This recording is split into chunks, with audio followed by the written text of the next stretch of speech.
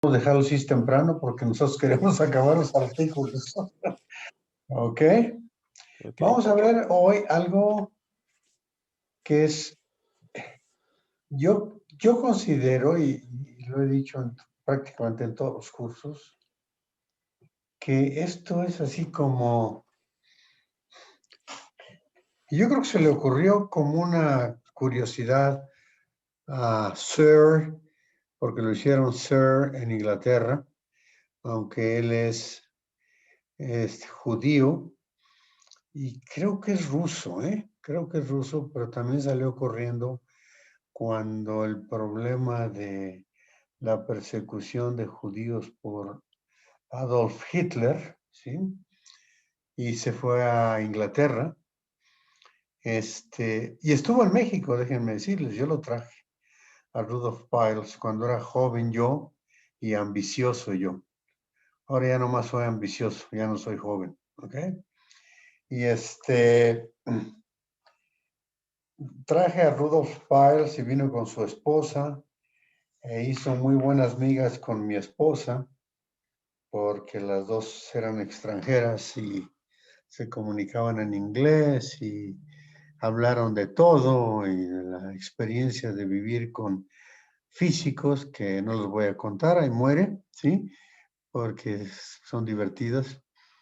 Y entonces vino y una de las cosas que él me decía es que cuando hizo este estudio de la distorsión de Piles, bueno, ahora le llamamos distorsión de Piles, pero obviamente él no le puso distorsión de Piles porque nadie le pone el nombre de lo que hace, lo cual es extraño, ¿no?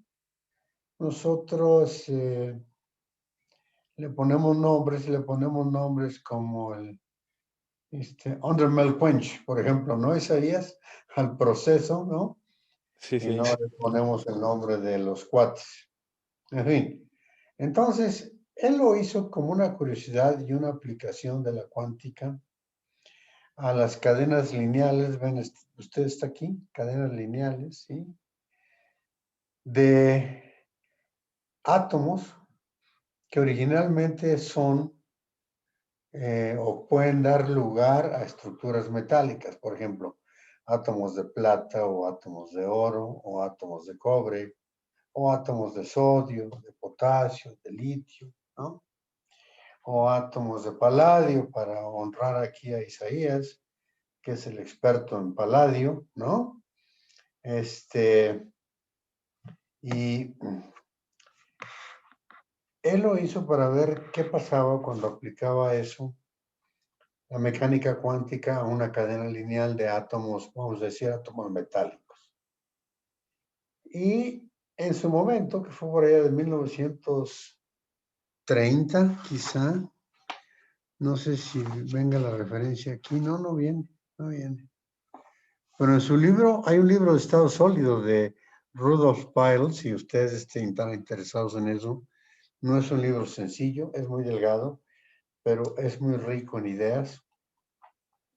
Y entonces este señor, pues lo hizo como una curiosidad aplicar mecánica cuántica a esto en una dimensión, porque en 2 dimensiones y en 3 dimensiones ya es muy difícil. Y eso solo se dio cuando aparecieron las computadoras, ¿ok? Cuando aparecieron las computadoras ya se pudieron hacer estudios mucho más completos de sistemas en 2 y 3 dimensiones. Bien, ¿de qué se trata esta distorsión de Piles? Pues aquí viene, dice aquí, consideremos un anillo infinito de átomos con un espaciamiento A en el cual, ¿ok? En el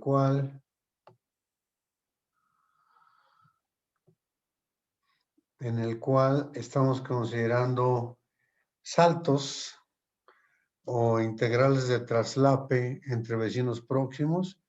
Como todo lo que hemos hecho, es un modelo muy sencillo, todo lo que trabaja el SOTN, y lo importante es mostrar las ideas, y esas ideas son generalizables en la mayoría de los casos a sistemas más complejos.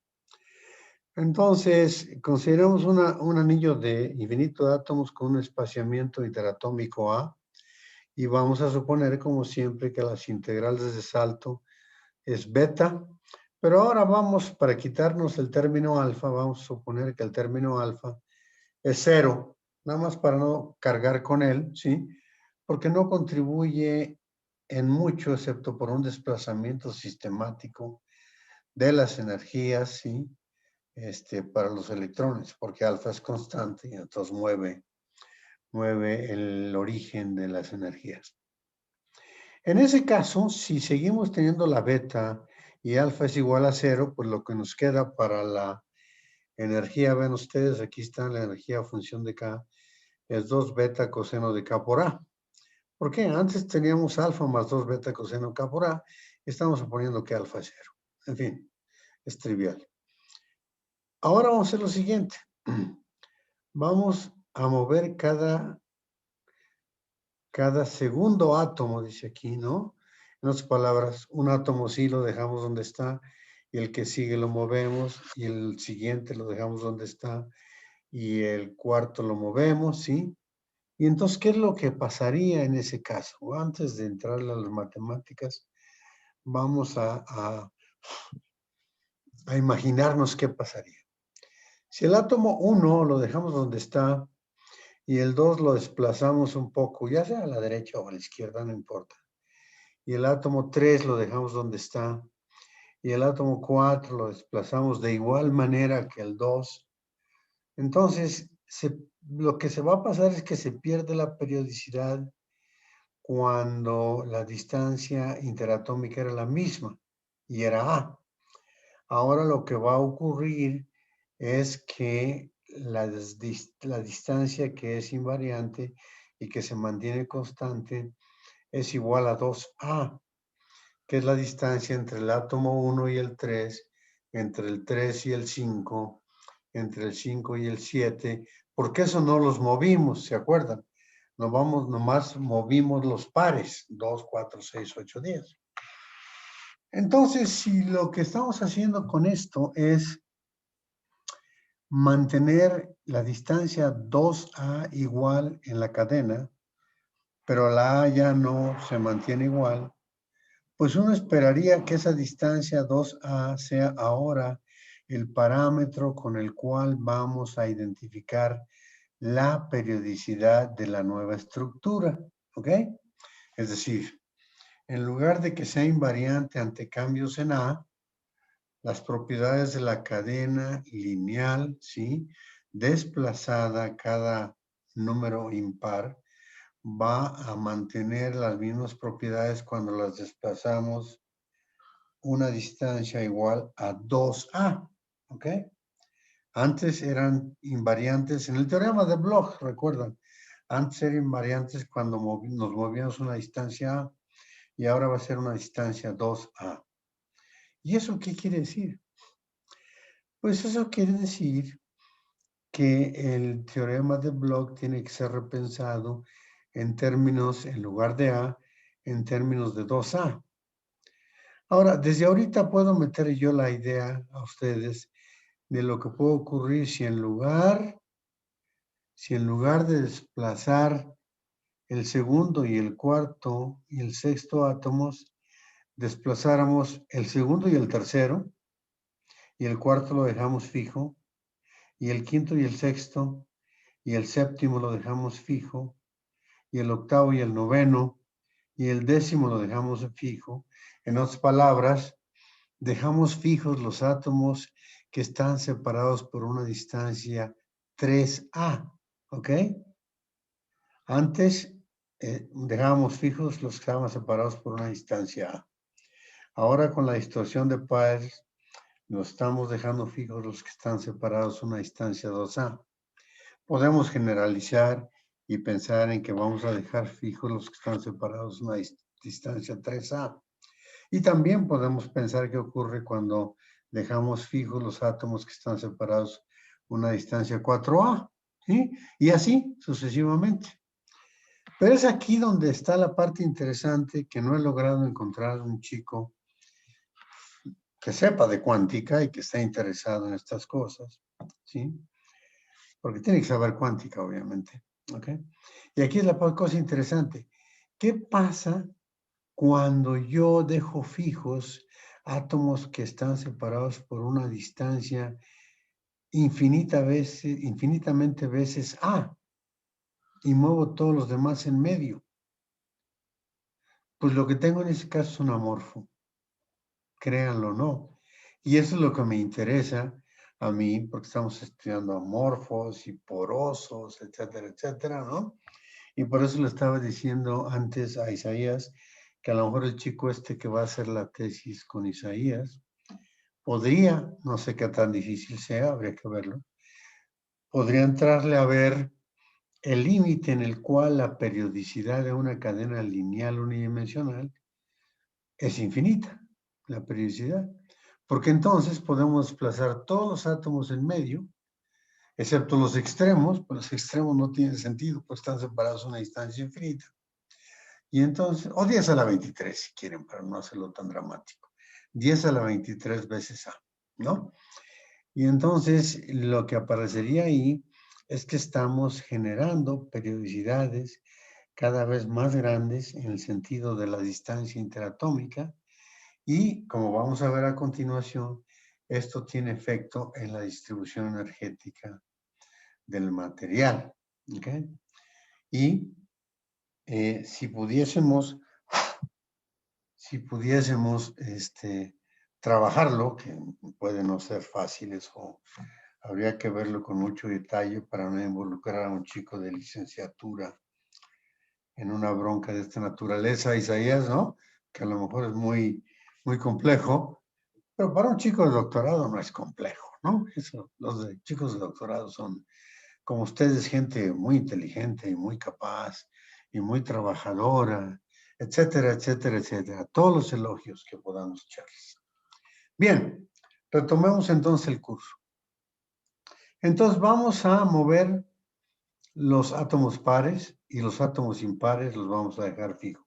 1, 3, 5, 7 fijos, 2, 4, 6, 8 desplazados, ¿ok? Desplazados de igual manera. Y esto está representado aquí abajo en una figurita para aquellos que les guste ser visuales. Vean ustedes A, en la figura 5, 4A, esta es la cadena lineal, ¿sí? Con una distancia interatómica A, es la distancia entre cada par de átomos, ¿lo ven? Y entonces las betas son las integrales de salto o integrales, ¿sí? Que ensandwichan el hamiltoniano entre orbitales ubicados en el átomo 1 y en el átomo 2. ¿Ok? Este es el 1 y este es el 2. Vean ustedes qué pasa si muevo el 2. Aquí está. Aquí está representado. Lo muevo un poco a la derecha, ¿sí? El 3 se queda donde está. El 4 lo muevo un poco a la derecha. Y el 5 se queda donde está, etcétera, etcétera, etcétera, que es lo que les había dicho.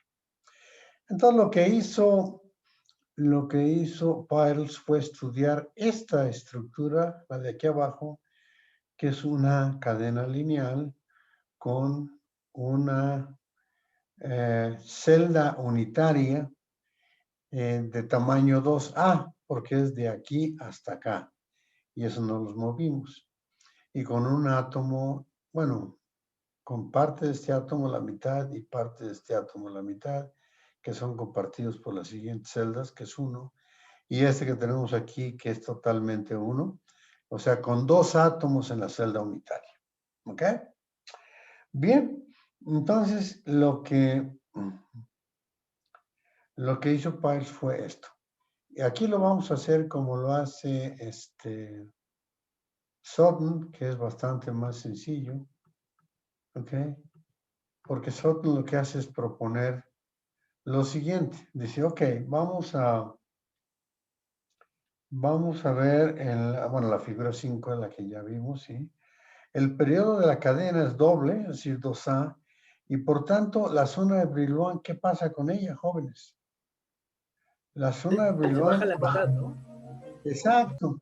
Ahora se extiende de menos pi entre 2a a más pi entre 2a, exacto. Como dice Salvador, pues ahora es la mitad del anterior, ¿ok?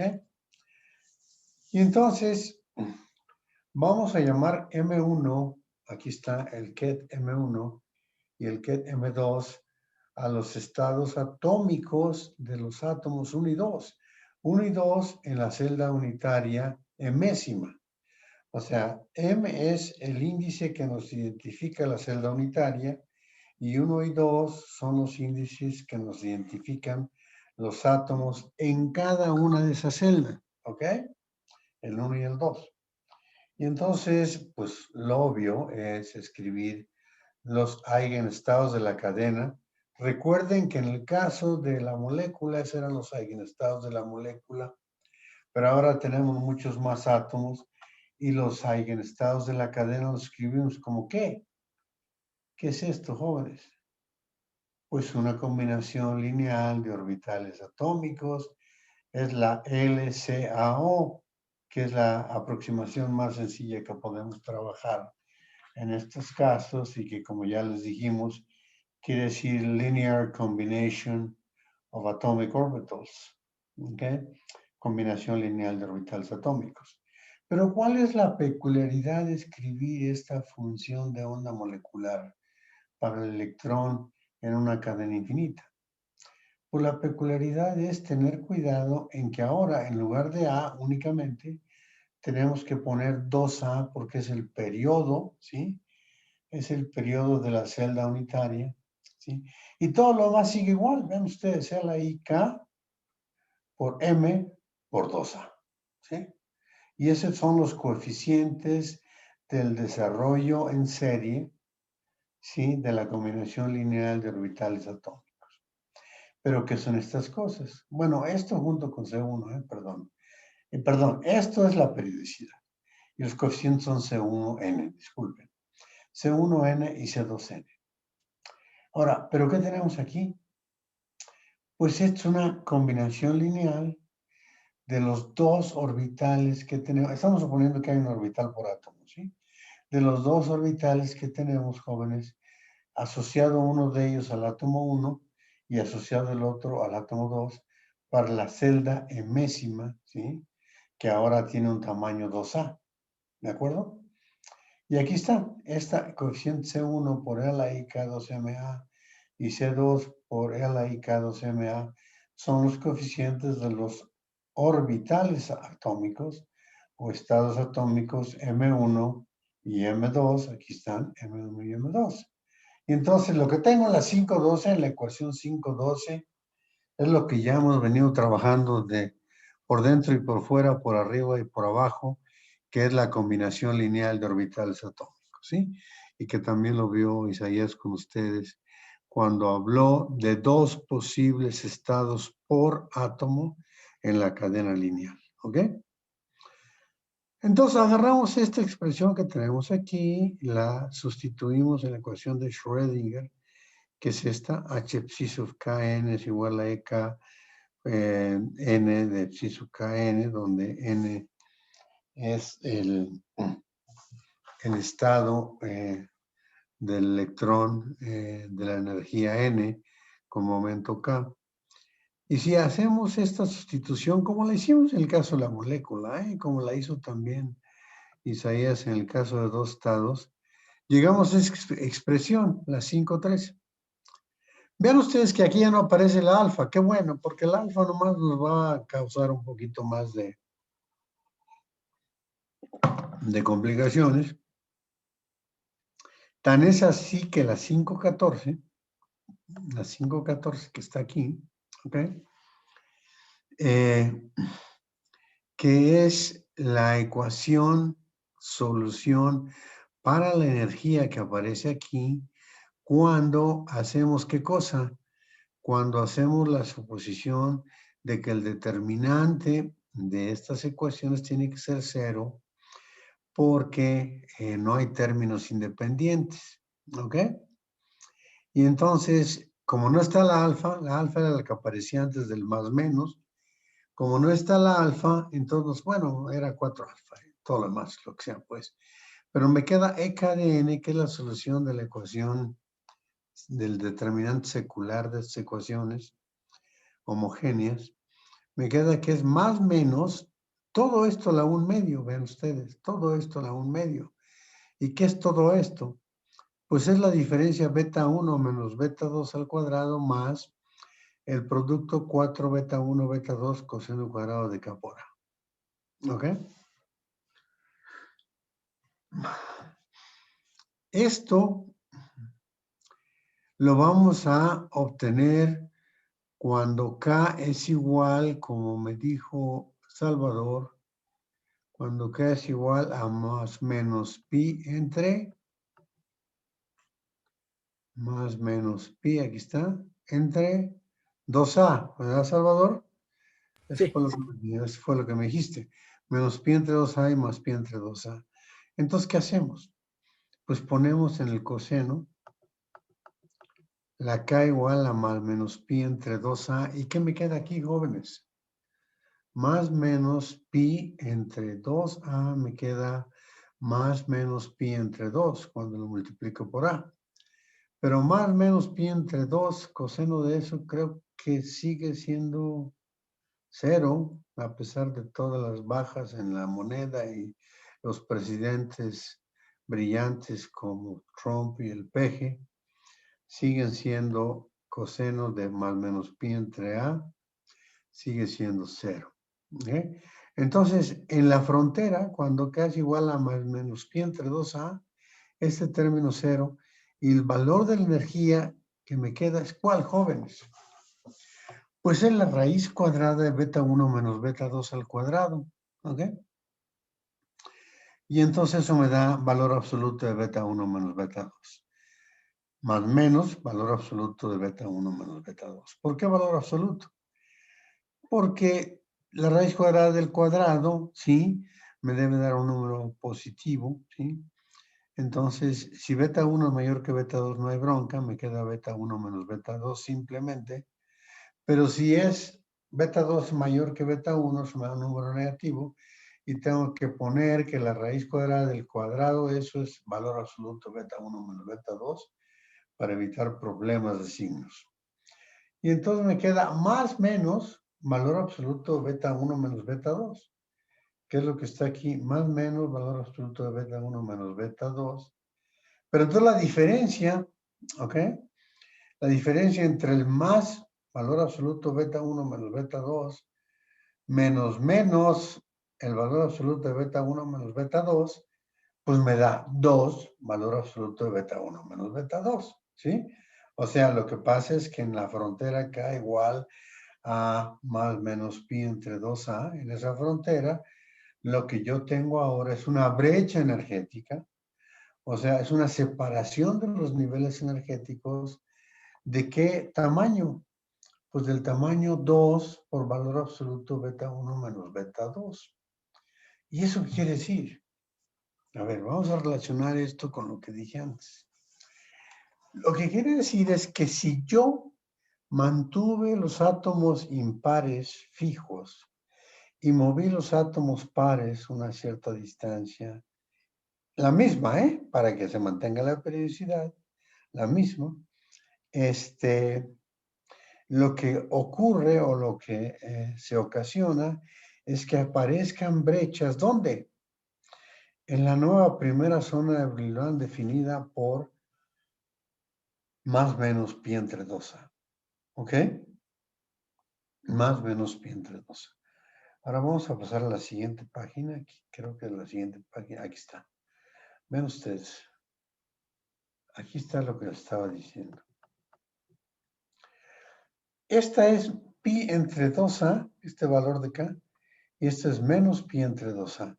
Recuerden que antes la frontera de Brillouin, cuando la distancia entre cada par de átomos era A, se extendía ¿hasta dónde?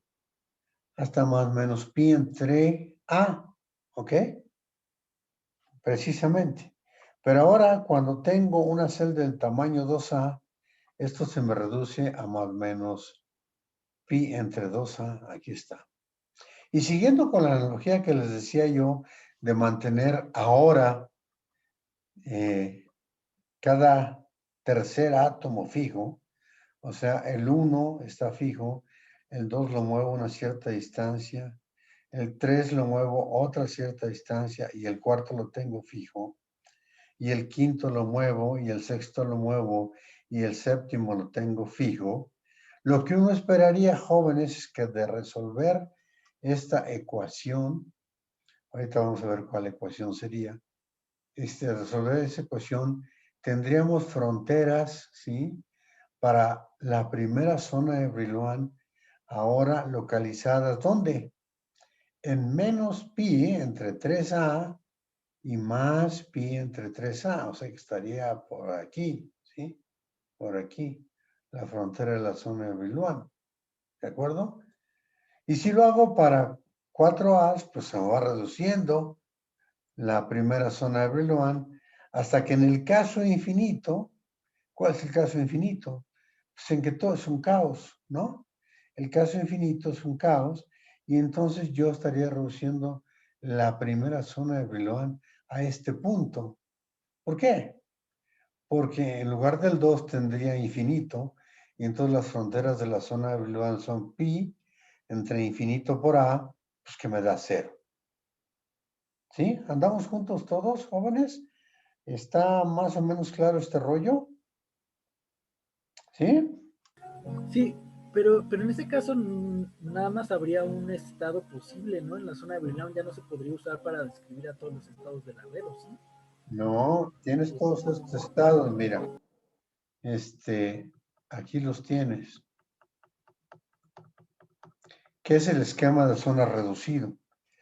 En pi entre 3a tienes 3 bandas, ¿ok?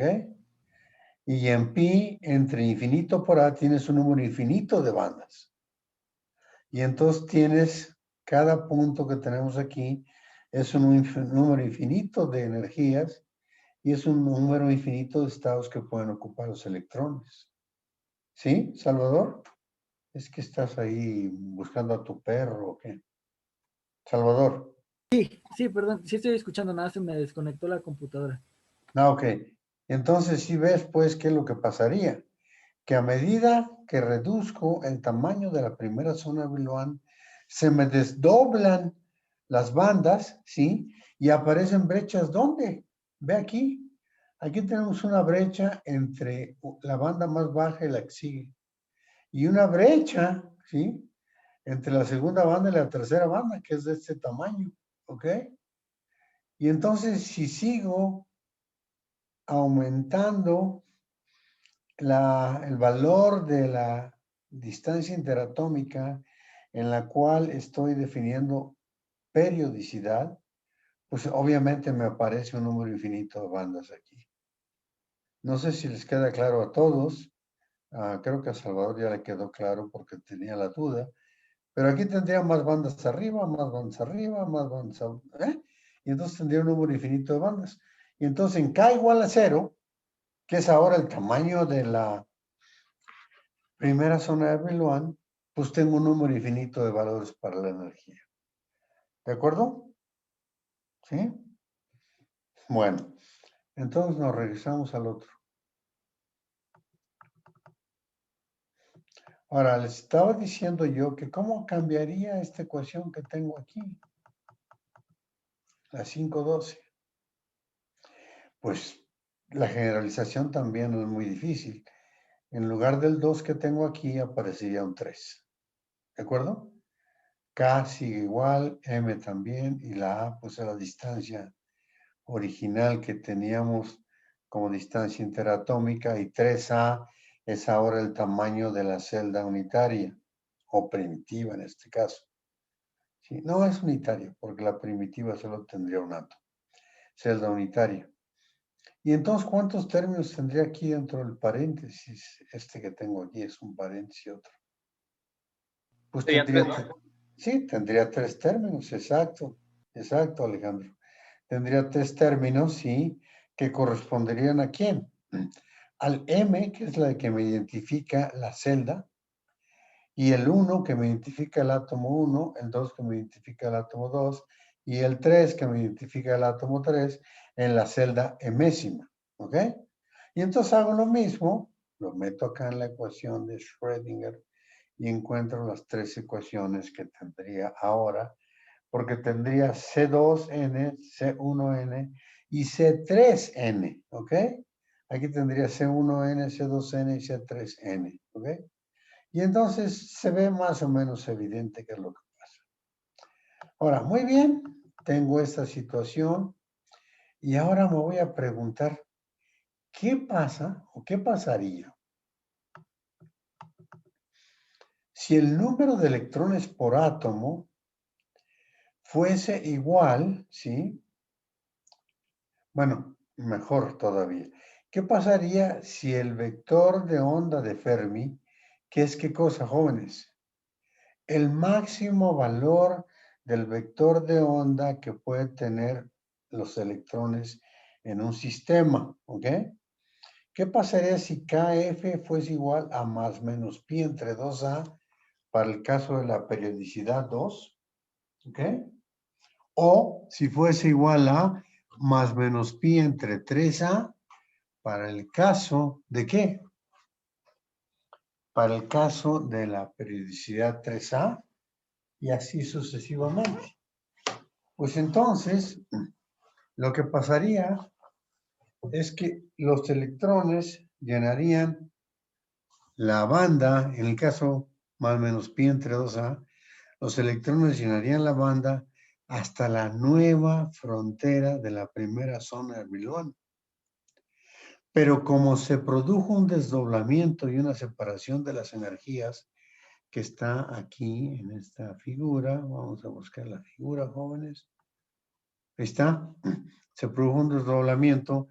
Todos estos estados estarían llenos, ¿ok? Todos estos aquí, hasta aquí.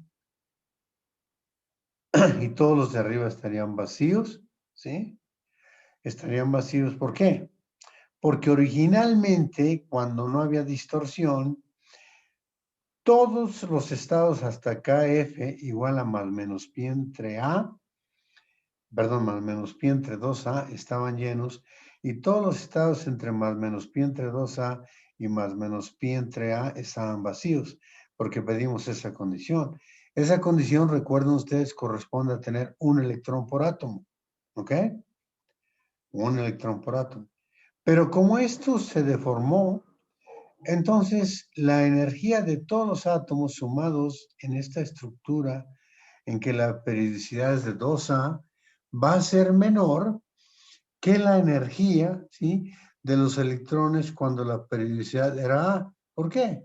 Porque cuando la periodicidad era A pasaba la banda precisamente en ese punto que está ahí. ¿Ok? Y ahora que provocamos la distorsión de Peierls, la banda se disminuyó hasta este valor que tengo ahí. Entonces la suma de todos los electrones, los de abajo no son afectados, ¿eh? ¿Se dan cuenta? Estos ni se enteran de las fronteras de la zona de Brillouin, ¿ok? Entonces, ¿qué es lo que pasa? Que la energía del sistema electrónico es menor. ¿Cuándo? Pues cuando tengo ahora una periodicidad igual a 2A. ¿Sí? Ahora, ¿qué pasa si la KF es igual a más menos pi entre 3A? Pues más menos pi entre 13, vamos acá.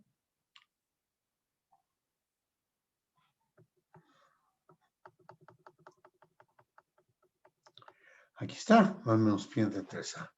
Esto quiere decir que fuimos capaces de reducir el tamaño de la celda a más menos pi entre 3A, es esto. Y ahora, si KF es igual a pi entre 3A, entonces todos estos estados que están aquí están llenos, ¿ok? Todos estos estados están vacíos, estos de acá también están vacíos, ¿ok?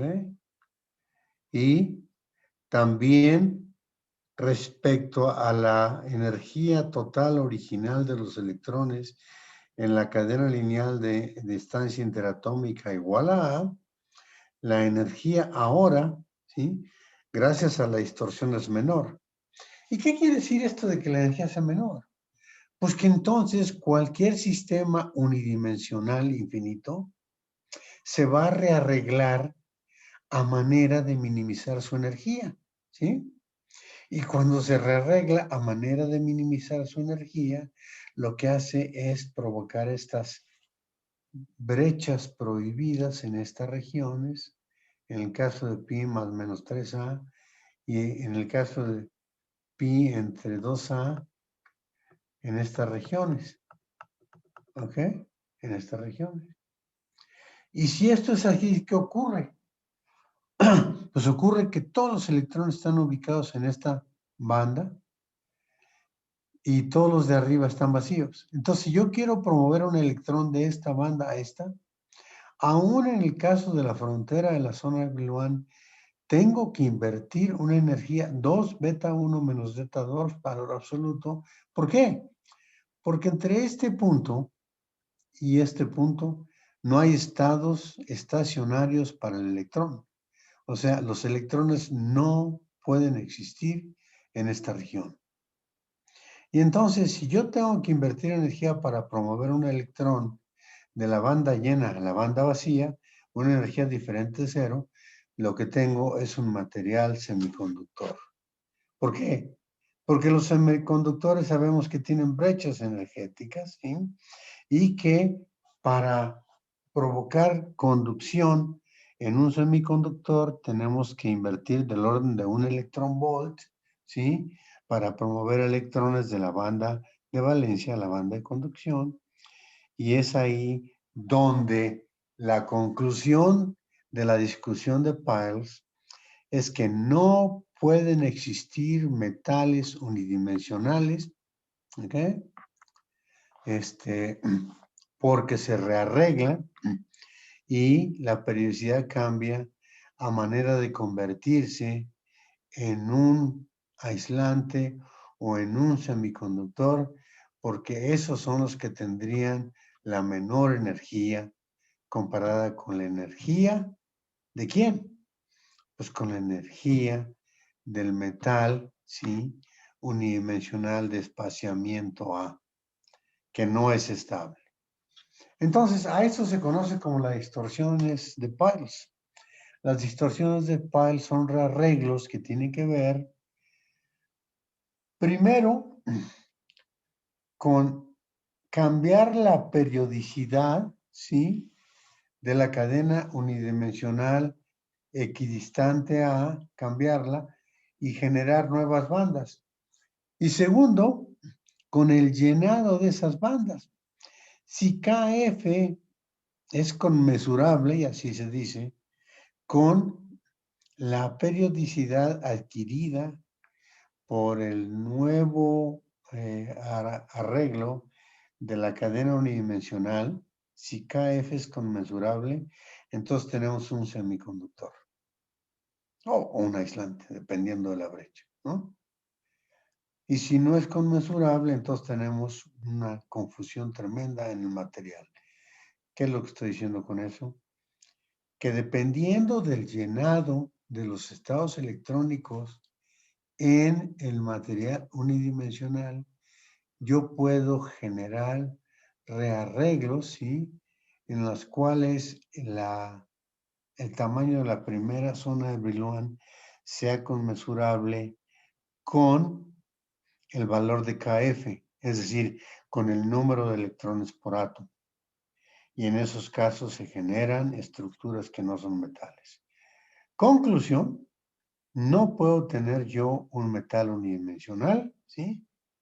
A menos que obligue yo a los átomos a no moverse, que los mantenga fijos. Si los dejo que se acomoden a manera de minimizar su energía, el metal se convierte en un semiconductor o en un aislante, dependiendo de qué, jóvenes, pues dependiendo del valor de beta 1 menos beta 2. En este modelo sencillo, ¿eh? En este modelo sencillo. Dependiendo del valor de beta 1 menos beta 2, si este es del orden de un electrón volt, pues entonces tenemos un semiconductor. Si es de 4 o 5 electrón volts, tenemos un aislante. Y esto es lo que Piles encontró, creo que por 1930. Y la verdad es que era irrelevante en su momento porque la gente estaba más preocupada por qué cosa, jóvenes. estaba más preocupada por estudiar los materiales en bulto, es decir, los materiales tridimensionales. Pensar en materiales unidimensionales era como una aventura teórica. Y pensar en materiales bidimensionales también era como una aventura teórica y no tenía ninguna contraparte experimental en aquella época. Pero ahora, oh sorpresa, lo que se pensó como una curiosidad teórica, ahora tiene una aplicación brutal, ¿no? ¿Por qué? Porque pues no podemos generar materiales unidimensionales. Podemos generar materiales unidimensionales y bidimensionales. El grafeno es un ejemplo, sí, y las estructuras también con átomos metálicos es otro ejemplo. Pero todas esas estructuras se rearreglan a manera de minimizar la energía, ¿no? Y entonces, aunque quisiéramos tener un metal unidimensional, es una cadena de átomos metálicos, pues no la podemos tener. A menos, y es otra posibilidad, los químicos están viendo la posibilidad de funcionalizar, les llaman ellos, funcionalizar ¿qué cosa? Las cadenas unidimensionales para darles estabilidad y ver si se pueden generar cadenas unidimensionales metálicas, claro, con algunos radicales pegados a esos átomos metálicos y los químicos los llaman a eso funcionalización. Ok, esa es, jóvenes, la estructura y la idea de la generalización, de la distorsión de Piles, ok.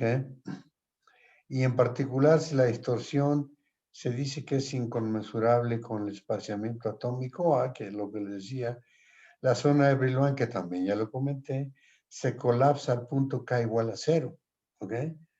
O sea, la frontera de la zona de Brillouin coincide con el K igual a 0, que es equivalente a decir que la periodicidad, ¿sí?, es infinito por A, ¿ok? ¿De acuerdo? ¿Andamos? Y también Sí, le mencioné que ganan energía, ¿sí? Que ganan energía al aparecer las brechas porque la energía total es menor, ¿sí? ¿Y qué más me falta? Pues ya es todo, ya es todo. Ok, esto de metales aislantes y el enlace metálico se los voy a dejar para que lo lean ustedes y si tienen dudas las platicamos y las vemos, pero es conceptual y lo importante es que lo lean primero, que lo entiendan y las cosas que no les cuadren las preguntan y las vemos, ¿ok? Déjenme ver si no se me escapó nada más de lo que les dije. Esto es metales aislantes y el enlace metálico. Sí, ya vimos esto, pi entre KF, ¿sí? Entonces, metales unidimensionales no son estables energéticamente. Bueno, les voy a contar algo que les cuento a todos mis alumnos, aunque no doy el nombre. Nomás para que vean el pentamundo en el que nos movemos. ¿Ok? Hay un investigador del Instituto de Materiales, ¿sí?, que decía, ¿cómo que no va a haber metales unidimensionales? No le voy a decir el nombre, ¿eh? ¿Cómo que no va a haber metales unidimensionales? Si ahí tenemos alambres de cobre en todas las casas. Eso les da una idea del tipo de gente que trabaja en todos lados en México, ¿eh? Trabaja en todos lados en México. Gente que le cuesta ser primermundista, ¿ok? Para acabar pronto. Entonces tengan cuidado con quién se meten ustedes, ¿ok? A trabajar, no los vayan a poner a hacer tarugadas que ni ellos mismos entienden. ¿Ok? Aquí lo vamos a dejar. Lean la última sección con mucho detenimiento. Si tienen dudas, con todo gusto se las respondemos. ¿Ok? ¿Me falta algo tú? Ah, sí, el artículo, ¿verdad tú, Isaías? Sí, ya subí el artículo de Kinam, doctor. Déjame enseñárselo. Debe estar aquí. ¿Dónde está? Tra, la, la.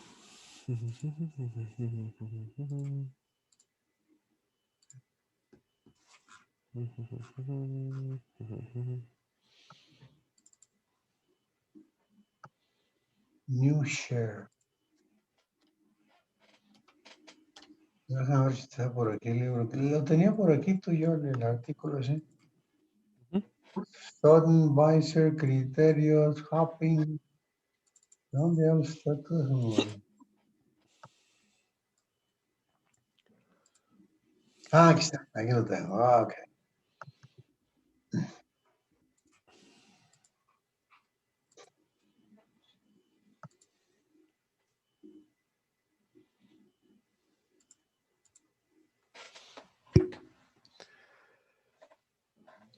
Aquí está. Aquí está el artículo que les quería compartir. Cuando yo era joven y audaz y tenía mucha energía, y leí lo de la inestabilidad de Piles, dije, no, no puede ser. Digo, está bien que Piles es un genio, es un judío muy trabajador y brillante, pero vamos a ver si es cierto.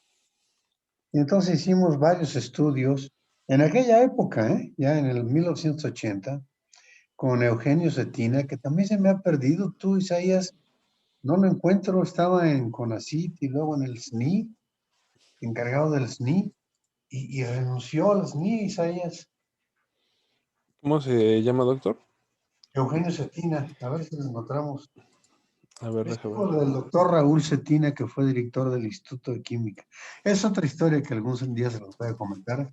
Cuando se acabe la pandemia, nos vayamos a tomar una cerveza o café para las señoritas y cerveza para nosotros, ¿no? Porque vamos a ser sexistas, no les vamos a dar cerveza a las señoritas, nomás a los hombres. ¿Verdad, Marco? ¿Tú qué opinas? Sí, pues como ellas quieran, doctor. Sí, ¿verdad? También, eso es cierto, sí tienes razón, tienes razón. Sí. Sí, tienes razón. Bueno, en fin, déjenme enseñarles esto. Porque esto lo hicimos en aquella época, en 1980, y vean ustedes que aquí mi afiliación extrañamente aparece como Instituto de Física, Universidad Autónoma de San Luis Potosí, San Luis Potosí, porque en esa época, como les decía a ustedes, tenía mucha energía, y entonces decidí echar a andar el Instituto de Física de San Luis Potosí, que no existía. Y entonces me fui para allá, ¿ok? Estuve como 3 años, y bueno, aquí vienen los detalles, mire. Y aquí aparezco como en sabbatical leave, que es ausencia sabática, ¿no? Del Instituto de Investigaciones en Materiales de la UNAM, y estaba yo como profesor visitante con ACID y científico visitante de la OEA, es Organización de Estados Americanos, Organization of American States, en el Instituto de Física de la Universidad Autónoma de San Luis Potosí, que estaba nomás en el papel, lo echamos a andar, construimos un edificio, contratamos gente, en fin, todo lo que se requiere para ese tipo de instituciones. Y entonces el que yo aparezca como de San Luis no quiere decir que sea de San Luis. ¿Okay? Entonces, vamos a ver el abstract. Dice,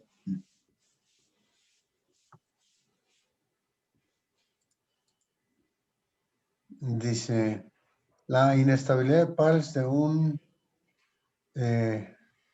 sólido unidimensional potencialmente metálico formado con átomos de litio, vean ustedes,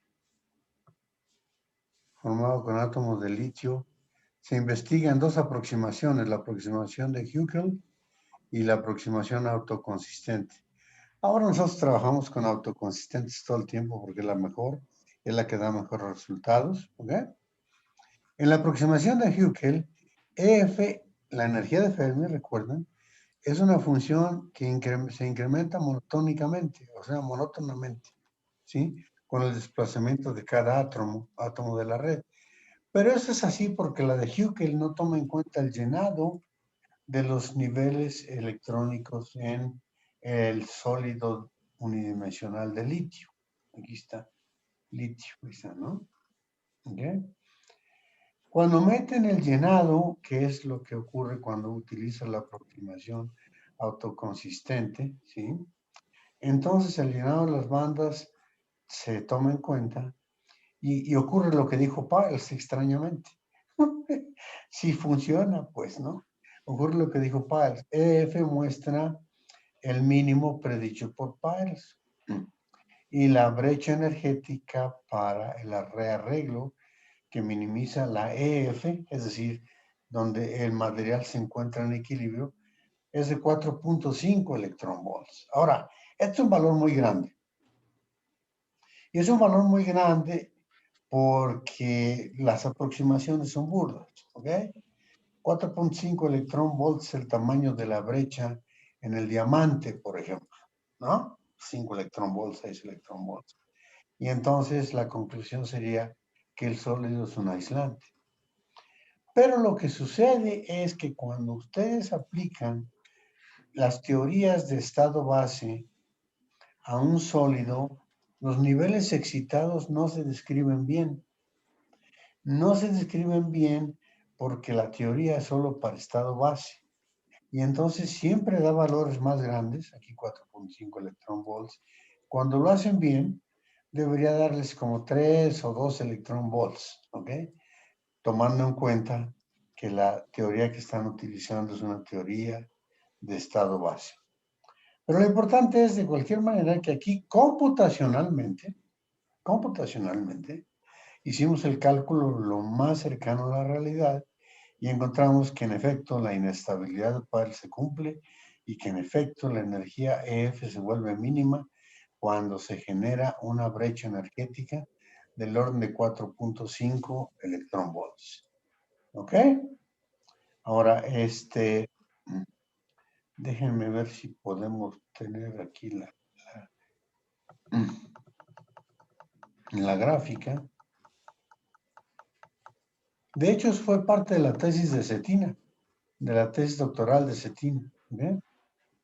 Aquí está, ven ustedes, la variación de F como función del desplazamiento de cada segundo átomo, every other atom, en la aproximación de Hückel no se ve que hay un mínimo, ¿ok? No se ve, ¿de acuerdo? Y aquí está la energía de Fermi, ¿ok? En cambio, cuando tomamos de cuenta el llenado de estas brechas y lo hacemos autoconsistentemente, vean ustedes, aquí está la variación de la F como función del desplazamiento, ¿sí? Y ocurre el mínimo aquí, en este punto. Ocurre el mínimo en este punto a una separación A más delta de R 7.96 angstroms. En eso se convirtió ahora la periodicidad, en 7.96 angstroms, ¿ok? Y las coordenadas en los dos átomos de la celda unitaria son 0 y 7.96, ¿ok? Y ahí se ve que, a ver, vamos a regresarnos un poquito. Sí, es la energía de Fermi. Ahora, se podría hacer mejor con los códigos que tenemos, aunque me dice Isaías que él trató de reproducirlo, ¿verdad, Isaías? Y no te da. Sí, traté de reproducir. Bueno, ¿si me escuchan? Sí, traté de reproducirlo Hay que y el verlo. código fallaba. No sé si es porque no tenía todavía bien optimizados los datos, pero sí, lo que les puedo decir es, aunque fallaba la simulación después de unos 50 pasos, los átomos sí se empezaban a juntar en pares. Ah, bueno, Entonces, eso está bien. sí, Entonces, todavía seguía pasando eso. y vean, aquí están. Estas son las bandas que vimos antes. La banda S es la de abajo y la banda S, otra es la de arriba, y hay un cruce o hibridación de bandas porque la otra es la P, ¿sí? Y es lo que encontramos porque tomamos en cuenta orbitales P y orbitales S y además dos átomos por celda unitaria. O sea que teníamos 4 constantes que son los coeficientes de la expresión de la combinación lineal del orbital molecular en términos de los orbitales atómicos. ¿Ok? ¿Sí? Y la eje que nos da es muy grande, pero lo que queríamos ver era si en efecto funcionaba. Y sí funciona, ¿no? Aquí está.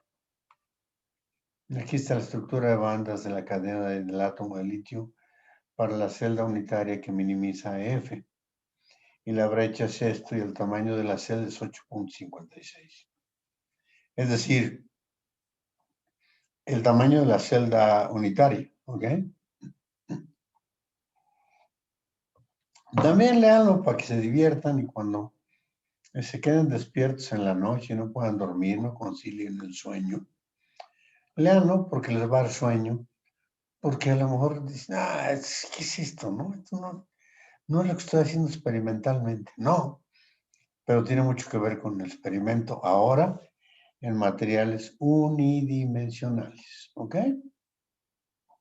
Creo que ahora sí ya con eso le paramos, jóvenes. Y si tienen preguntas, las respondemos, ¿ok? Y si no, nos vemos ¿Qué vas a ver con ellos el viernes, tú, Isaías? Pues en teoría sería el examen. No sé Ah, si vayamos a cambiarlo, pero sí. pero en principio están ahí. En ¿Que principio sería el examen. ya te pidieron que lo cambies o qué? No, todavía no, pero todavía no termino de calificar sus tareas, entonces, Ok. Ok. me gustaría darles por lo menos un día para que la revisen. Ok. Pero Bueno, no, y además, espero terminarlas hoy en la noche ya que tengan todo el jueves para revisarlas. sí, porque además tenemos que acabar, bueno, tienes que mandarnos el otro artículo Sí, para ponerlo en la versión final, sí, ¿no? sí. ¿Hay preguntas, jóvenes? Edwin, que veo que te estás mesando los cabellos. No, pues me estaba pasando por la mente ahí como en el tema que vimos ahorita, Ujú. cómo veríamos la energía de Fermi. O sea, si vemos que pues la zona de Brillouin se reduce a, a pi sobre 2a, entonces en el caso de la energía de Fermi, ¿cómo? O sea, me quedé pensando en eso. Bueno, la energía de Fermi está dada por el número de átomos, digo, el número de electrones por átomo, ¿no?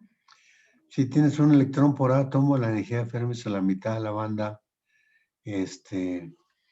de ancho en la zona de Brillouin, más o menos pi entre A. Si tienes dos, pues llenas todo eso, ¿no? ¿Me explico? Y si tienes menos de uno, pues entonces llenas menos la banda. Y así es como calculas la energía. Creo que había una fórmula por ahí en el pasado que derivamos en que había el número de átomos relacionado con KF. Búscalo en capítulos anteriores. Ajá. Sí, recuerdo. Y tiene que ver con N, ¿ok? Sí, pues así es como manejas eso tú, Edwin. Gaby, ¿cómo estás? Bien, doctor. ¿Sí? Sí. ¿No hay dudas o todos son dudas? O ya todo es duda. Pues ahorita no, pero sí me interesa leer bien el artículo. Ok, pues ahí lo tienes, ahí ya se lo subió este cuate. Recuerda que los métodos no son tan buenos como los actuales, ¿eh? Ahora podríamos hacerlo mejor, aunque dice Isaías que no le ha salido. Pero lo vamos a ver. Si lo Ok. podemos hacer, ya que acabamos los artículos, vamos a tratar de calcularlo para presentarlo a las otras generaciones. Bueno, y se los mandamos a ustedes también, no hay bronca. Claro. Ok. Yatsiri, ¿cómo estás? Bien. ¿Sí? ¿No Sí. hay dudas? ¿No hay No, dudas? por el momento no. Alejandro, si tienes dudas, las vamos a descubrir cuando nos reunamos. No hoy, pero el próximo miércoles. Sí, ¿No tienes sí, por el dudas? momento no. Será hasta el Bueno, siguiente miércoles. Guillermo, Jesús, que no les vea las caras. Hola, doctor, ¿todo bien? Sí, es que mi cámara está fallando un poco, pero este, por eso la apagué. Está bueno, ¿y Jesús? En el examen salen las dudas, profe. Sí, es cierto, tristemente, ¿no? Cuando les preguntamos, dices, ¿y esto qué es, no? Es cierto. Gerardo, ¿cómo estamos? ¿Bien? Bien, doctor. Kevin, Todo bien, igual. ok. ¿Quién me falta? Estoy viéndolos aquí en la pantalla. Preguntar, Aida, ¿cómo te sientes, Aida? Bien, doctor, gracias. ¿Sí? Sí, todo bien. por ahora. Marco, ¿entendiste ahora la inestabilidad de Parch? Yo sé que con Roberto no la entendiste porque él no la entiende. No, sí, No, sí, pero, doctor. sí, pero sí más o menos te queda claro cómo anda la cosa. Sí, sí, sí. ¿Sí? Gustavo, Ok. ya te pregunté, Gustavo, a ti, o te pregunto ahorita. Todo bien, gracias, doctor. Bueno, y entonces, creo que ya son todos. A la amenaza esta de nuestro amigo ingeniero oyente, ¿no? ¿Cómo andas? ¿Bien? Bien, Doc, nada más un poco cansado que ayer tuve un examen de 5 horas. ¿Cuál tú? ¿Cuál fue? El de cuántica. Pues qué bien, porque Sí. aprendes cuántica. Es importante. ¿Con quién lo llevas otra vez? Es el doctor Sarira Saúl, de Sí me dijiste. ciencias nucleares. Sí me dijiste. Bueno, jóvenes, entonces si no hay nada más, se ven con Isaías el viernes y ahí se ponen de acuerdo con él, ¿sí? Yo los veo el lunes otra vez, el lunes para empezar el siguiente capítulo que es muy interesante ese capítulo porque es un manejo mitad químico y mitad físico de la estructura de silicio, ¿ok? Entonces lo veremos ustedes y yo. Isaías, sí, Sí, ¿qué Isaías, pasa, doctor? Sí, aquí estoy. tú lo ves con ellos, ¿no? Lo del examen. Sí, yo lo veo. Y si, bueno, si le van a poner el lunes o cuando sea, me avisas nomás, ¿no? Sí, Bueno, nos doctor. vamos a estar viendo todas las noches para ver los artículos, ¿no? Sí. Ok. Bueno, pues si no hay nada más, sácanos, ¿no?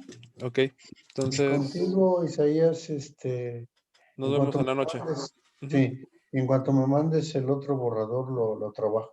Ok, muchas gracias, doctor. Ándale, pues, cuídense, Bueno, nos vemos, cuídense. Nos Ándale. vemos el Hasta lunes, luego, doctor. gracias. Gracias, hasta Gracias, luego. hasta luego. A los demás hasta el viernes.